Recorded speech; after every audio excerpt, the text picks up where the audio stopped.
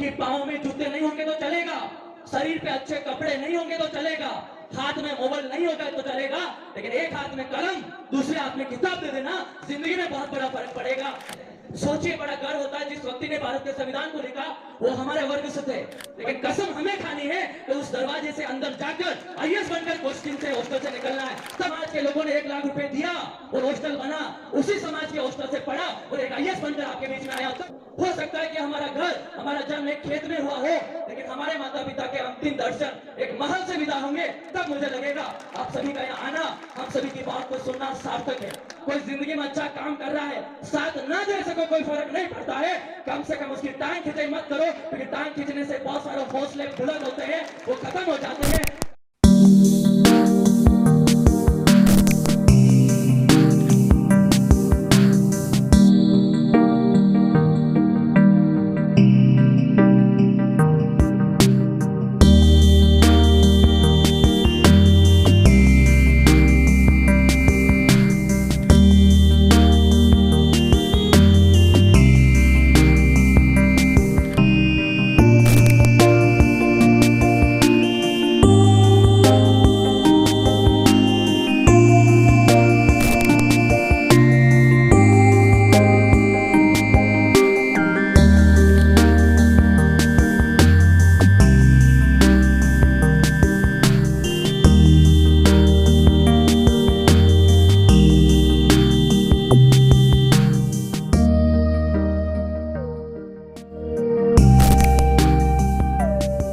साथियों, 4 पंक्तियों से मेरी बात को शुरुआत करूंगा।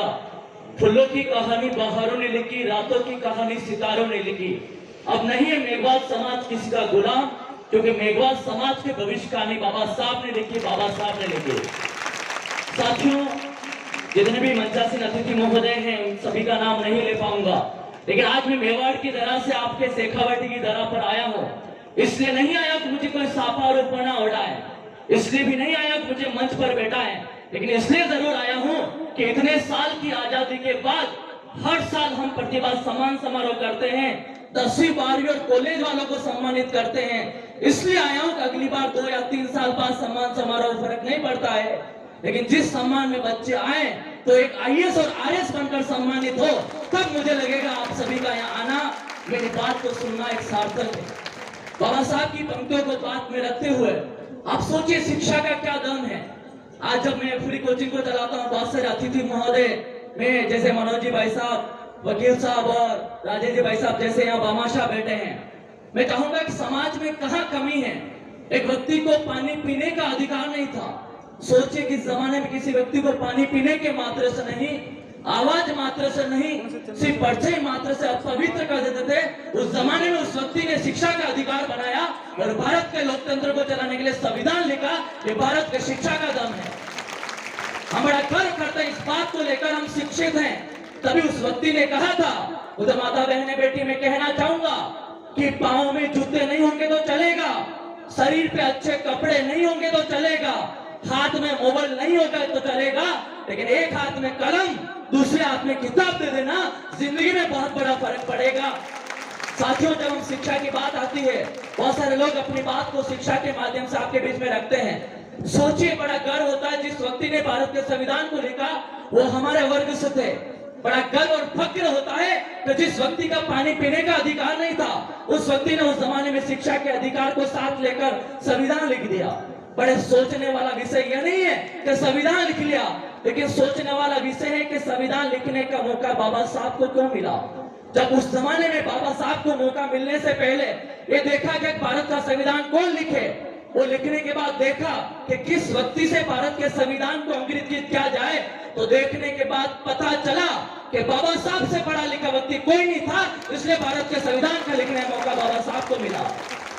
जितने भी मंचासीन, क्योंकि हम बेरवाल साहब को पूजनीय मानते हैं, हमारे क्षेत्र के कलेक्टर महोदय रहे हैं, मैं जिनके सामने क्या बोलूं, क्या बात रखूं, ऐसे बहुत सारे, काला साहब को पिछली बार मैंने सुना था, इंद्राज जी को सुना था, और मैं शेखावटी की धरा पे पिछली बार नहीं आ पाया, लेकिन मैं सूरज जी तित्तोसा, उनके राजकुमार जी, उनकी पूरी टीम को मैं धन्यवाद देता हूं। और मैं कहूंगा इस बात को लेकर कि किसी व्यक्ति ने गाड़ी कमी का पैसा आपके हॉस्टल के लिए दिया है, तो मैं तमाम जितने भी प्रतिभागी बच्चे और बच्चियां हैं, मैं चाहूंगा कि चाहे वो दीवार बना ले, चाहे वो महल बना ले समाज के पैसों का, लेकिन कसम हमें खानी है कि उस दरवाजे से अंदर जाकर आईएएस बनकर कोचिंग से हॉस्टल से निकलना है। तब मुझे लगेगा आप सभी का यहाँ आना, इन सभी भामाशाहों को अपना दान देना सार्थक है। साथियों, जब समाज का कोई वीर, समाज के जब लोग इतनी जबरदस्त बोलियां बोलते हैं, 1,51,000, 1,01,000, यहाँ तक एक कमरे की घोषणा, बड़ी बात घोषणा नहीं है, उससे बड़ी बात जो बच्चे हमारे समाज के हैं उस हॉस्टल में रहकर 1 नहीं 2 नहीं 3 साल लगाए, लेकिन 3 साल बाद वापस यहाँ के कहें कि समाज के लोगों ने 1 लाख रुपए दिया और हॉस्टल बना, उसी समाज के हॉस्टल से पढ़ा और एक आईएएस बनकर आपके बीच में आया, तब मुझे लगेगा आप सभी का यहाँ आना, मेरी बात को सुनना, आने वाले टाइम में भामाशाहों को मोटिवेट करना है। साथियों, जब समाज की बेटियों से मिलता हूँ, मैं जब समाज के बेटों से मिलता हूँ, मैं हमेशा सोचता हूँ क्या बात ऐसी रखें। जब लास्ट टाइम मैं सीकर के किसी कार्यक्रम में आया तो वहां पर मैं इस बात को कहे कि बड़ा गर्व होता है और बड़ा दुख भी होता है। समाज के युवाओं से मिला तो समाज के युवाओं से एक ही बात आई, समाज आगे नहीं बढ़ रहा, आर्थिक तंगी है, पैसा नहीं है, गरीबी है। मैं सुरेश जी को माध्यम से आपको अपनी बात को रखना चाहूंगा, हम गरीब घर में पैदा हुए, हमारी गलती नहीं है, लेकिन हमारे माता पिता उसी गरीब घर में रह के मर जाए तो शायद सबसे बड़ी गलती होगी। मैं चाहूंगा कम से कम कुछ करे या नहीं करे। इस दरवाजे से यहाँ जब आप अंदर आए हैं, इस कुर्सी पर बैठे हैं, यहाँ पर दरी पर बैठे हैं, ये कसम खा के जाए, हो सकता है कि हमारा जन्म एक केलू के घर में हुआ हो सकता है कि हमारा जन्म एक खेत में हुआ हो, लेकिन हमारे माता पिता के अंतिम दर्शन एक महल से विदा होंगे, तब मुझे लगेगा आप सभी का यहाँ आना, हम सभी की बात को सुनना सार्थक है। मैं माता को कहना चाहूंगा, एक बेटी को अच्छे कपड़े मत दिलाना फर्क नहीं पड़ता है, बेटी को अच्छा श्रृंगार भी मत कराना फर्क नहीं पड़ता है, लेकिन एक बेटी को अच्छी शिक्षा दे देना जिंदगी में बहुत बड़ा फर्क पड़ेगा। क्योंकि जब समाज की लड़की जब 3 साल पहले शादी से पहले जब पियर में रहती है वो एक रानी बनकर लेती है, लेकिन शादी के 3 साल बाद जब वो ससुराल जाती है, एक साबुन जिसकी कोई औकात नहीं होती है वो भी जब पियर से लेकर जाती है, तब उसका दिल दुखे या नहीं दुखे, लेकिन उस माँ और पिता का दिल दुखता है कि आज ही बच्ची मेरा खर्चा पियर से चल रहा है, इस बात का बड़ा बड़ा दुख होता है। मैं समाज की बेटियों को कहना चाहूंगा,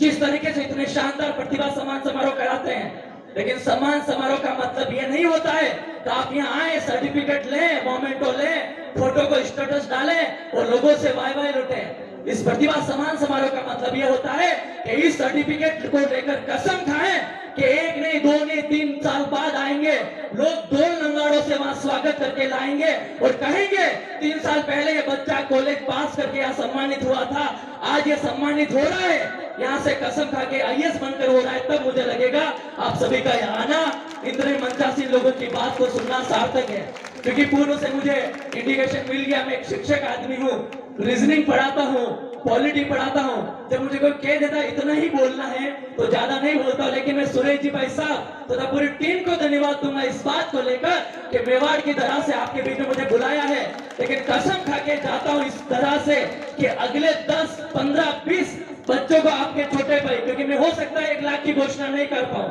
हो सकता है कि कमरे की घोषणा नहीं कर पाऊं, लेकिन मैं चाहूंगा 20 बच्चों का भविष्य राहुल मेघवाल के हाथ में दे दो, 20 में से 20 कोई बेरोजगार नहीं रहेगा, इस बात का विश्वास मैं आप सभी को दिला सकता हूं। मैं पूरी टीम, क्योंकि मेघवाल समाज चेतना संस्थान को धन्यवाद देता हूं, पंचासीन लोगों का धन्यवाद देता हूं, सबका नाम नहीं ले पाया, लेकिन 4 पंक्तियां इस शेखावटी की तरह के लिए मैं कहना चाहूंगा, क्योंकि सुरेश जी भाई साहब, राजकुमार जी, क्योंकि मैं कहता हूँ हमेशा मैं जब बोलता हूँ तो मेरे को थोड़ा पसीना होता है। मैं किसी जैन समाज के कार्यक्रम में गया तो मैं जब बोल रहा था लोगों ने कहा बैठ जाए, और मैंने कहा कि जो खुद के पसीने से नहाए वो अपने भविष्य का इतिहास बदल सकता है, क्योंकि पानी के नहाने से हो सकता है कि अपनी बदबू मिट सकती है। ये 4 पंक्तियां सुरेश जी भाई साहब के माध्यम से कहना चाहूंगा, टीम को कहना चाहूंगा। कभी कभी हम सोचते हैं हम बहुत देरी से आए हैं, हमें तो अकबर की तानाशाही में आना था, हमें तो बीरबल की यादों में आना था, हमें तो बाबा साहब के समय आना था, फिर हम सोचते हैं आए हैं तो सही समय पर आए। रच डाले इतिहास लोगों ने, हम सभी मेघवाल समाज चेतना संस्थान एक नया इतिहास रचने आए। जोरदार तालियां पूरी टीम को, माता बहनों को, बड़े बुजुर्गों को, अतिथि महोदय को, क्योंकि इन सबको सुनना है। मुकेश जी भारती, साथ में हमारे जितने भी अतिथि लोग जिनका मैं प्रत्यक्ष अप्रत्यक्ष, बड़े संजू दीदी जिनको मैं सुन रहा था नारी शक्ति को लेकर। लेकिन मैं एक बात जरूर कहना चाहूंगा सुरेश जी भाई साहब के माध्यम से, जिंदगी में शेखावटी पर राजस्थान में राज करता है, मैं कह सकता हूँ। क्योंकि शेखावटी का हर व्यक्ति हमारे राजस्थान का, चाहे पश्चिमी क्षेत्र हो, चाहे दक्षिणी क्षेत्र हो, चाहे उत्तरी क्षेत्र हो, चाहे पूर्वी हो, राज तो करता है। लेकिन शेखावटी वाले मिलकर शेखावटी में राज नहीं कर पाए तो शायद ये कथन कहीं न कहीं हमारे हिसाब से, हमारे दृष्टिकोण से फेलियर जाएगा। मैं चाहूंगा कोई जिंदगी में अच्छा काम कर रहा है, साथ ना दे सको कोई फर्क नहीं पड़ता है, कम से कम उसकी टांग खींचे मत करो, क्योंकि टांग खींचने से बहुत सारे हौसले बुलंद होते हैं, वो खत्म हो जाते हैं। कम से कम समाज में पैसा नहीं दे सको कोई फर्क नहीं पड़ता है, उसके लिए साथ नहीं चल सको फर्क नहीं पड़ता है। लेकिन समाज का कोई व्यक्ति हॉस्टल बना रहा है, समाज का कोई व्यक्ति 1 लाख रुपए दे रहा है, समाज का कोई व्यक्ति 1,51,000 दे रहा है, कम से कम बाहर जाकर उसकी बुराई मत करो, उसका पीठ थपथपाओ और कहो इस बार 1 लाख दिए, अगली बार 10 लाख देकर समाज के नाम को रोशन करना है। Thank you so much.